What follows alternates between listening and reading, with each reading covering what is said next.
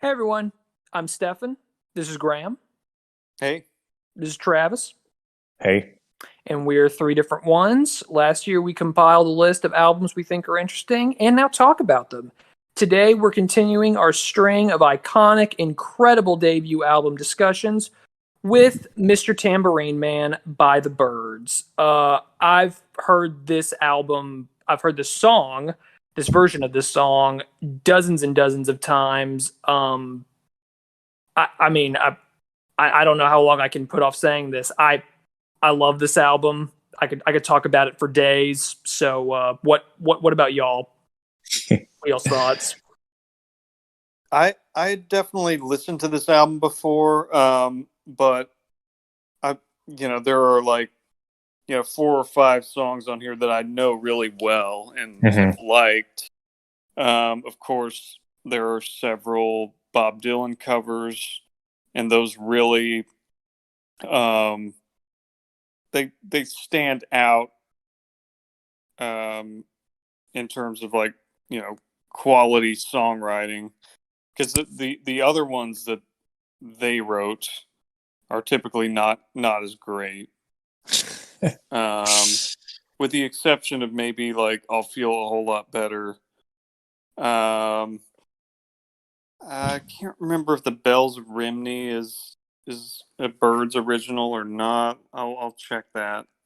But I don't think it is. I think it's a Welsh song originally. Okay. So yeah, It's I think that's a cover too.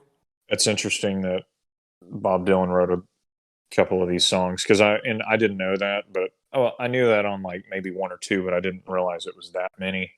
But like I could definitely get that feel from quite a few of these songs. Yeah, and it wasn't like he like wrote them for them. It was just right. like he had recorded these songs, and they were like, okay, we're gonna do covers of these songs, and they changed them a lot. Like Mr. Tambourine Man is a totally different type of thing. Right.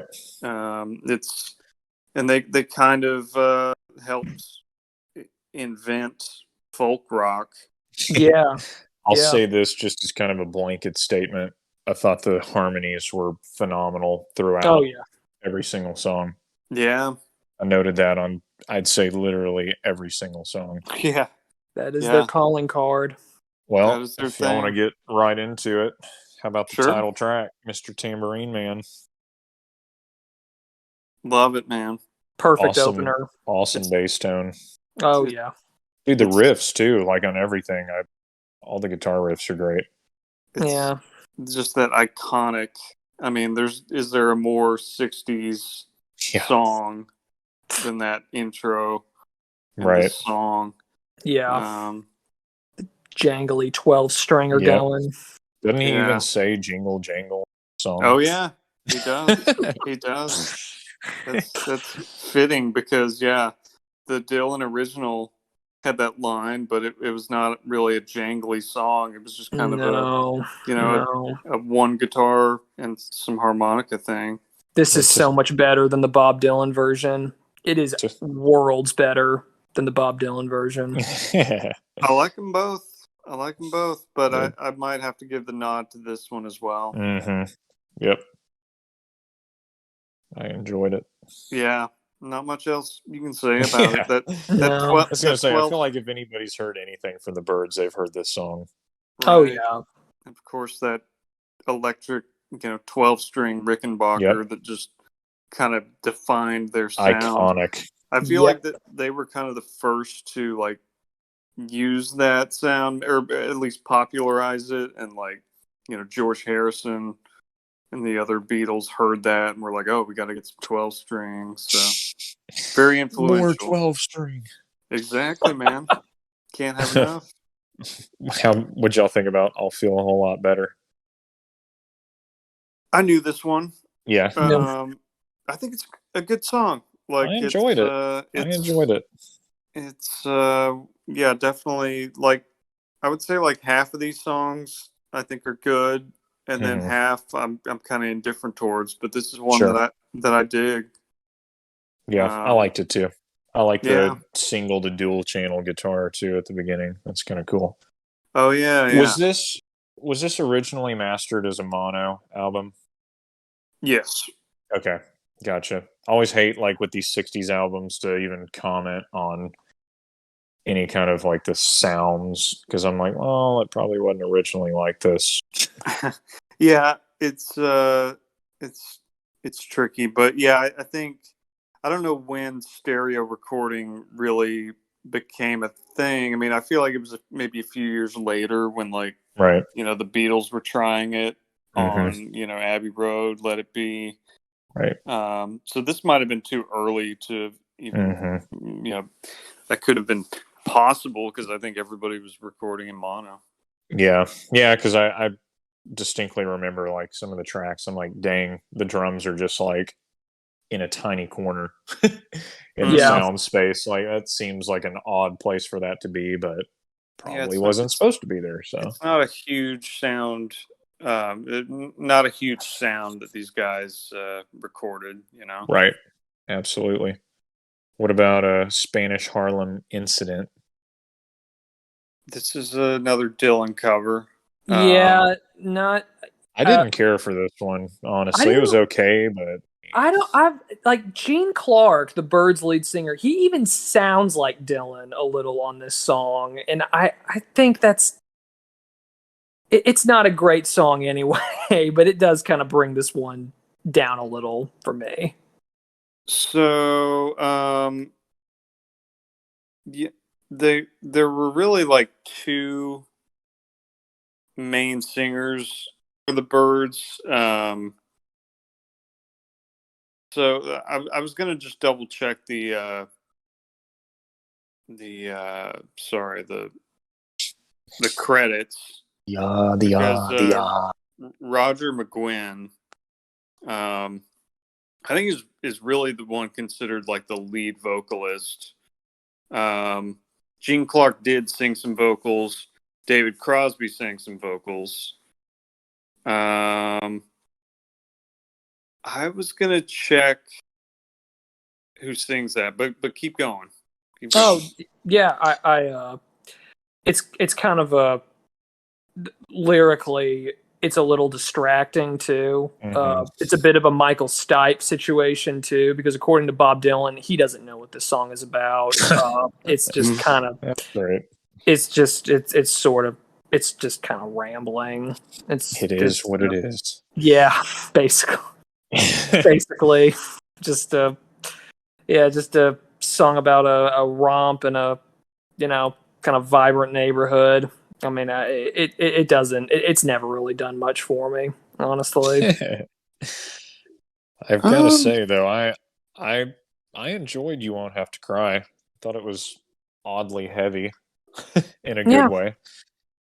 yeah. Like you said, Graham, they weren't like a huge sounding band, but I would say if there was a song that had a big sound to it, I thought this one was definitely it. Man, sorry, I hear somebody's car stereo outside my window. Oh, you're good. We can't hear You're it. good. Good. Yeah, yeah. All right, Not cool. coming I through. like the riffs in this one too. Yes, love that screechy guitar on this Mhm. one. Oh yeah, That's it's a good track. I don't know that intro always it just feels very like dated. I mean, the whole album is kind of dated, really. Yeah, it sounds of the times. Parts Like, of it more than others, though. Like I don't know, this one didn't. I don't know. I think the lyrical content definitely dropped, and okay. that happens when you switch from a Dylan song to Not another. Dylan. Yeah, I mean, I like Spanish Harlem Incident. It's a weird song, and Yeah. I don't know what all of it means, but That's okay. I consider those first three tracks pretty strong. This one it kind of drops off for me. Okay. Fair enough. I Here Without You might have been my favorite, honestly. Love this song. It sounds like an early version of like 10 or 8 Miles High. Yeah, exactly. I think Oh that's why I yeah, liked it. I thought Yeah. it was 8 Miles High with at the start. Right. Right. Yeah. Yeah. Yeah. I just like this vocal style from them. Like the harmonies were really nice. This one's Love the good. intro. I'd Yeah, I dug this re-listen to one. this one. I dug this one too, and I didn't really remember it. This isn't a Dylan track, is it? Or is it? No, I think this is an original. I think this is Gene Clark that wrote this one. Gotcha. Yeah, I enjoyed this one quite a bit. yeah. Agreed. So, did you say the Bells of Rimney was a Dylan song? It's no, like Stefan said, I think it's like a Welsh like folk song or that's something. right. That's right. yeah, It was first recorded by folk singer Pete Seeger. yeah. Bob's brother. I don't know if he has any relation to Bob Seger. The Golden Bullet Band. The Golden Bullet. He had to steal a little more from good old Right. Bob. Robert This Seeger. This is a cool, like, Awesome I don't know. guitar intro. The Byrds kind of have that kind of medieval, like, Yes, druid Yep. sound to them, like a little magic. yeah. I dig There's kind of this. those vocals, like they are kind of ghostly a little bit, but in a way that's not like I don't think of them as terribly creepy. Like it's comforting. Yeah, Right. yeah, for sure. So I agree with your point on that. Druids is an apt comparison for sure. Definitely. Yeah. It's like they're a 60s like hippie band, but like of the most like peaceful kind of. Like, like you don't picture people like out there like shirtless, like swinging their head around like at a Hendrix show or Woodstock. No, it's much more. It's kind of like the older hippies, for sure. Wasn't Crosby a pretty serious user of the nose sugar, the nose candy? He was a pretty serious user of everything. Yeah, I was gonna say that's kind of funny that you say they're peaceful. Like, he's right though. I mean, it's the sound is it's extremely radio friendly. Yeah, band, I would imagine that at this point he was just smoking a lot. They all found a way to be an asshole though on this album. Oh yeah, find a van of his like full of cocaine. Oh, I'm sure. That sounds like a David Crosby thing. I'm sure. Wait, what did you say about him being an asshole on this album, Steph? When I found out we were doing a Doors song, I had to look up for crazy shit he did with them, and there is an asshole David Crosby moment on this album that we're going to get to when we get to the song. Yeah. Are we close? Is it all I really want to do? No. But I think I do like the fact that this band got into a chart battle with freaking Cher over this song. Oh, interesting. Really? Oh, yes. I like the chorus. I did chart too. battle? Yes, because she did a cover of this song too, and they were apparently a little upset by that. They did not want to be like associated with her. I think the Byrds were still together when Cher covered this one. This was a couple of years later, but yeah, they I think hers was a bigger hit here than theirs was in the States. Okay. This is another one that I think is really good. Oh yeah. Yeah, I liked it.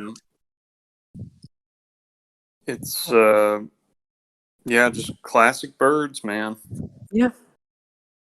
It's a bit of a West Coast surf sound a little bit with those guitar twanging. Jangle twanging. I've never thought about that, but yeah. I don't know. I've just always thought of the Byrds as something kind of, I don't know. I mean, they did, I guess record this stuff in California, and they were living out there. Did they ever get pitted? I don't know if they were big surf guys. Bam. I think they were more. No, more they were into- definitely more like fields and trees kind of thing. Yeah, They surfed were on the soil. land critters. Yes, Oh my gosh. for sure. What'd y'all think of I Knew I'd Want You? Very out of place on this album. Way more polished sounding than I a lot really of these liked this songs. song personally. It's a good song for sure, but it always stands out to me, and I feel like I want to say most of the Birds band did not do any work on this song. I think they got a bunch of like session musicians in there to work Yes. on it. Can't Yeah. confirm, but yeah, I think like Leon Russell was there, but Yes, not sure on the others. You're right, and this was something I'd forgotten, but yeah, on this track and on Mr. Tambourine Man, they use session musicians, like Really? a group called the Wrecking Crew, and Leon Russell, who would like much later become famous with a solo career, um, was on that, which I don't even remember like keyboards or piano on Mr. Tambourine Man, but yeah, that the manager didn't have that much confidence in the Birds' ability as musicians, That's wonderful. and he was like, I think it'd be better if we recorded these with session guys, and that was kind of common back then. Like the Yeah. Beach Boys did that a lot. But yeah, good call on this being a little more like musically polished. Yeah. Yeah. When you listen through the album a couple times, it becomes way more noticeable. But I do think they've still got McGinn doing the 12 stringer in there for it. It sounds just like him at the very least. I could see that. I think he might have been on Mr. Tambourine Man too. I don't know. Yeah, he was probably the strongest musician out of that band. Yeah, I mean, and that is the sound at least I most associate with the Birds, the sound of his guitar. Yes. Even more than the harmonies, which, Travis and we've talked about are great. And they're beautiful. Yeah. Oh yeah. But it's the guitar sound is more than anything that I think of. On It's No Use, is that the first Birds guitar solo that we get? If you can call it that. Is this the really like wheels off like 5-second guitar solo? Yeah. Oh, yeah. There's a little one on I'll Feel a Whole Lot Better, I think. Yeah, but, I mean, yeah. It's pretty subtle and like it's not flashy at all. Right. No. This one just jumped out at me. I was like, oh, okay. Yeah, this was here kind it of was, funny. and there it went. Sounds like it was played by a literal bird. I not gonna lie, I liked the energy on this track. Yeah, there was a party vibe to this song. Yeah. I did too. Yeah, it's groovy. I love that picture on the album cover too. That's just yes, kind of classic. Like, let's make this look far out. Yeah, far out, bro. Circular frame. They're all wearing matching shoes. I always forget that. Oh, it's a nice touch for sure. It is classing up the photo a little bit. I really liked the intro riff on "Don't Doubt Yourself, Babe." Yeah. I feel like all these intros are great, though. I mean, it seems like they've kind of got a recipe. Yeah. And I like it. This, I don't know, when the song kicks in, it's one of those that definitely sounds more dated than the others. Mm-hmm. Even though they all kind of sound like 1965. It's funny how 1965, like that year, has a sound. Yeah. It's like, oh, that sounds very 1965. It does, yeah. And it's like, like a lot of people would know exactly what you're referring to. Yeah. That's a good point. It is. Yeah, this song didn't do a ton for me. It kind of gets lost in the album, even though it is a pretty short. All in all, yeah, this one's a little more flatline for me, but it's it's okay. Decent. Yeah. Yeah. It's okay. Yeah. Is Yep. Times of Freedom a Dylan song? It is. I got Yeah. strong Dylan vibes on this. Yeah. Not knowing It's- that he had It's anything to do with it. it's also maybe the first instance of David Crosby's like personality disorder. Where he just threw a complete hissy and said that he was not going to sing on it, and he just said he was done, and he was gonna just threatened. He was walking out, and I think the manager ended up like sitting on him until he agreed to just suck it up and stay to record the song. And he was he apparently had like a full on like toddler meltdown right there in the studio, awesome. like bawling, like trying to like get out and like just sobbing. I mean, it was a sign of things to come with a very, very difficult human being. Yeah. Yeah.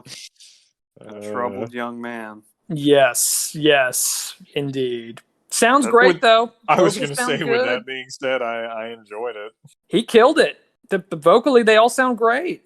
Did he have any reason for not wanting to sing? Did he not like this song, or No. He is like there are very recent articles because Crosby, I mean, who is a walking medical miracle, is still alive. yeah? I mean, like his just blatant refusal to want to do it on this particular day. It has never been explained. Yeah. Never given. He was just said like, I just don't want to. Yeah. And Yeah. Just not feeling it, guys.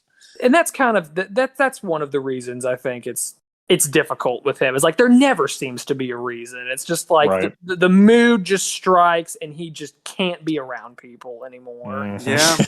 Yeah. As he himself said, he was Yes. like, I was kicked out of the Birds because I was an asshole. Yep. That's awesome. Yep. That is David Crosby in a nutshell. Dude, the the day and we'll meet again just killed me. Yes. I couldn't Yes. get past that.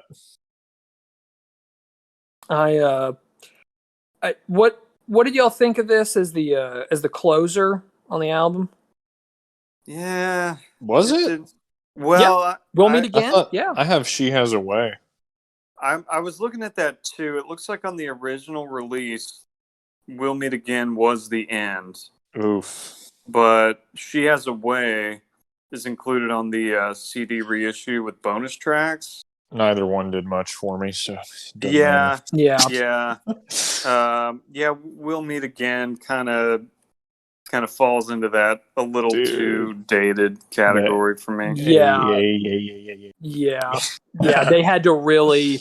I mean, this is like a World War II era song. I mean, if you listen to the Vera Yeah. Lynn copy, you would never think that this is going to be covered by a hippie folk group in the 60s. I mean, and I frankly, I think they do okay as far as adapting it for their song, but I think I like the Vera Lynn version more, honestly. Okay. A. No. No. I, Not enough. I can't say I know her version, but yeah, it's. I was looking at a Can you picture hear of me? Ross Yeah, I can Parker, the songwriter. Yeah. He's an interesting looking guy. Oh yes. All those like show tunes writers in lose that you guys? era. Have a look. No, we can still hear you. We got you, man. You're coming in loud and clear. Can you hear us? Oh, sorry. I don't know what happened. I'm back. No, it's all good. We can hear you fine. Excellent. Okay, good. Yeah, I would. Part of me, I don't mean to go all Roger Ebert on y'all, but part of me wonders if Dr. Strangelove had anything to do with them wanting to do this song, because that was a movie that had just come out, probably as they were recording this album. And the credits to that movie are it's a montage set to "We'll Meet Again" by Vera Lynn. It might be like the most famous part of that movie, and it's super for its time. It was really edgy and countercultural. I mean, right in this band's wheelhouse. And part of me kind of wonders if they that was on their minds when they decided to end this album with this cover. Interesting. I don't know. I think it was. I agree with Travis though that it was a misstep, regardless of the reasons. I don't think it's a strong cover. I don't think it's a strong song in general. So I wish they had ended on, I guess, Chimes of Freedom would have been better. Yeah. Oh, and I did want to mention that Roger McGuinn definitely plays on Mr. Tambourine Man. Okay. I don't know if I was 100% certain of that a minute ago, but AA. Yeah. AA. God.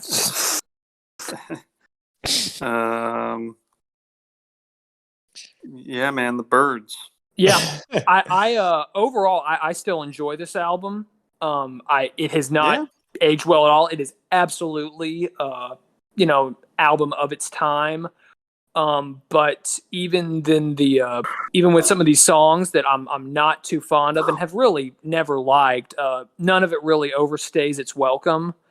And so I feel like taking all of my personal nostalgia. I heard these songs when I was very, very young. I still think I could give it comfortably 7 out of 10. That's what I was going to give it to. Me too. Yeah. 777. Yeah.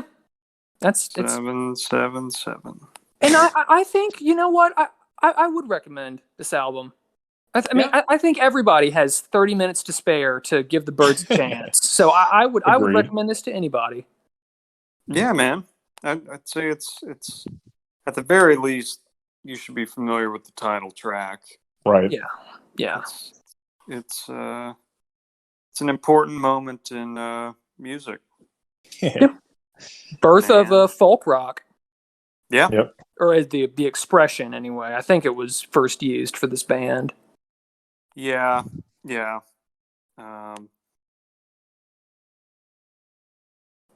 So that's all I got on Tambourine Man. Go listen to it. I thought I had something else, but I was like, yeah. Exactly, man. Well, and on that happy note, thank you all so much. If you're still with us, as always, like, subscribe, share the episode. Get word of 3 different ones out there, and come back to see us. We'll see you later.